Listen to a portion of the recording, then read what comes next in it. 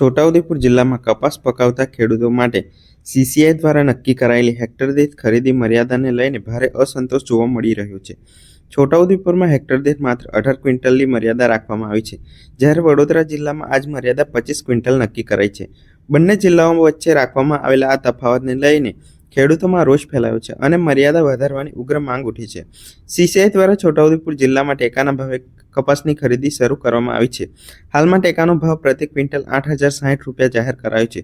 જો કે હેક્ટર દીઠ ખરીદીની મર્યાદા 18 ક્વિન્ટલ રાખવામાં આવતા અનેક ખેડૂતોની મુશ્કેલ અનુભવી રહ્યા છે.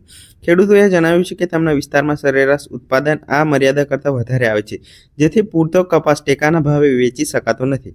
સંખેડા તાલુકામાં સીસીઆઈ દ્વારા ખરીદી શરૂ થયાના પ્રથમ દિવસથી જ ખેડૂતો હેક્ટર દીઠ કપાસની ખરીદી મર્યાદા વધારવાની માંગ કરી રહ્યા છે. ખેડૂતોનું કહેવું છે કે હાલની મર્યાદા વાસ્તવિક ઉત્પાદનને અનુરૂપ નથી.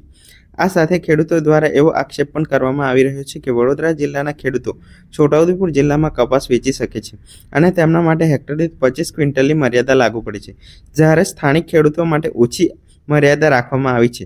ખેડૂતો આ વ્યવસ્થાને સ્પષ્ટ અન્યાય ગણાવી રહ્યા છે અને તાત્કાલિક મર્યાદા વધારવા સરકાર તથા સીસીઆઈને માંગ કરી રહ્યા છે.